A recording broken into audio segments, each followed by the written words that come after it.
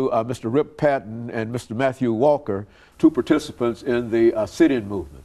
Before we had our break, Mr. Patton, you were talking about the philosophy in a real sense of the sit-in movement and et cetera. But let's talk about your first sit-in, some of the experiences that you had in dealing with that. Well, my first sit-in was that it was very calm.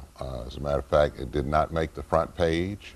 We were way back in the back of the page, and the people, they closed the counter, but there were people who were outside looking in the windows of Crest and Woolworth and those stores and wondering what was going on. And it was a very peaceful sit-in. I was also a part of what we call then the aristocratic bands, the A&I Marching 100. So I would imagine that there were times when I was not able to sit in simply because of band rehearsals going out of town. But everything was orderly, and we had a very excellent teacher and teachers, not just Lawson, but Kelly Miller Smith played a great and a very important role in the sit-ins. Very good. And you, Mr. Walker, in reference to your sit-in, you were in the Freedom Rides, and the sit-ins came before the Freedom Ride, I understand. That's correct. Is that right? Now, what made you decide to leave after the sit-in, made you decide to become involved in the, say something about your sit-in participation and then how you became involved in the Freedom Rides? Okay, well, first thing I have to say about my sit-in participation, I would just like to add a little bit more about those nonviolent training workshops led by Reverend Jim Lawson.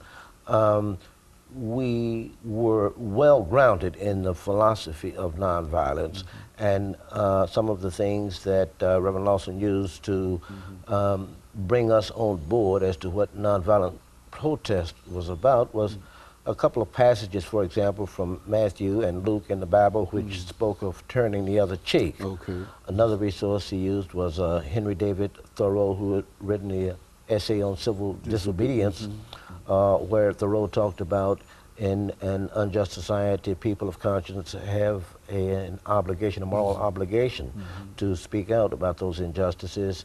I think that one of the things he said was that the only place for a righteous person, a person of conscience in an unjust society is in jail. So that was kind of the background. And he also talked a great deal about Gandhi and how Gandhi had used nonviolence. And one of the things that, just to give you an idea about Gandhi's philosophy, is that Gandhi had said at one time that an eye for an eye can end up making the whole world blind.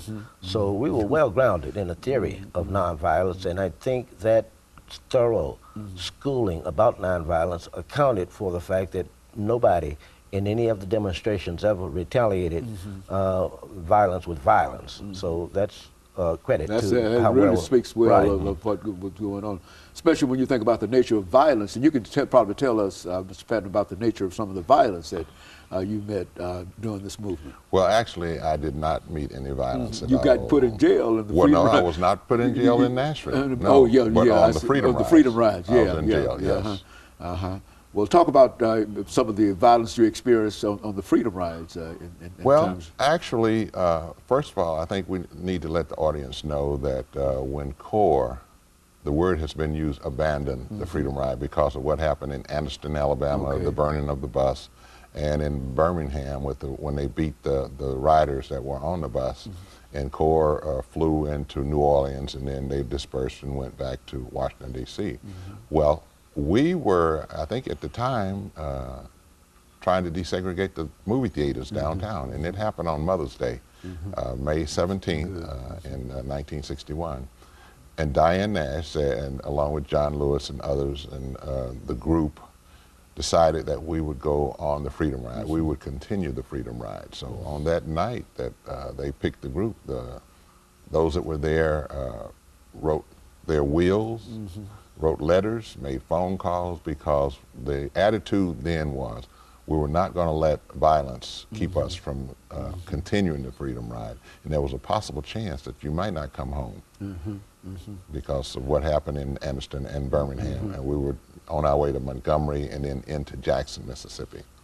But the only violence to the Nashville students happened in Montgomery. In Montgomery, Alabama. In Montgomery, Alabama. As part of that.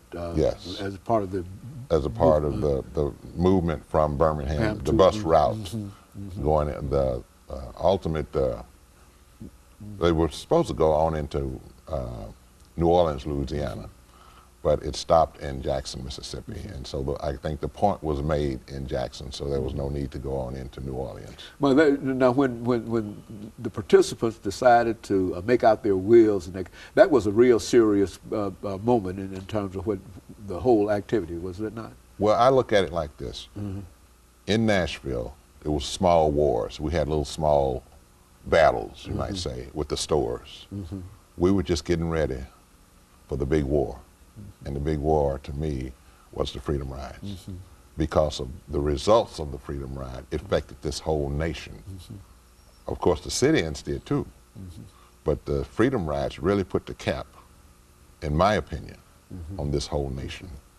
Okay, and of course you participated in the Freedom Rides too, did you not, Mr. Walker? Yes, yes, I did.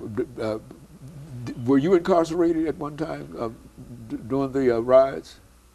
During the Freedom Rides? Yeah, during the Freedom Rides. Yes, I spent a total of 39 days in jail in Mississippi, first at the Hinds County Jail in Jackson, Mississippi, and then at the Parchman Penitentiary. So that was as a result of riding the first bus into Jackson from Montgomery after the Freedom Rides had been stopped by Corps. So we had a lot of police protection going to Jackson. As soon as we got to the bus station in Jackson, we walked into the white waiting room and were immediately arrested and carted off to Hinds County Jail. Now, it took a lot of courage, and that's one thing I can't get over, because, you know, I never participated in the movement, but I was of age. I was at A&M College in Pine Bluff, Arkansas at the same time. And out of the 2,000 students, as I've said, only 8 or 9 actually participated in the sit-ins and et cetera. The rest of us were simply terrorized in reference to it. I mean, we were fearful. And because we were so fearful, we made fun of what they were doing. You see, I mean, you know, you try to justify things and whatever and et cetera. But that's where we were. We were standing on the sidelines for the most of the part, and so the sit-in movements never really had a tremendous impact, but the Freedom Rides and those other movements, because these were dangerous movements, were they not? I mean, people were actually killed in reference to these. Yes. Well, what would you say to the young people today in terms of, and we'll be back with following this second commercial break.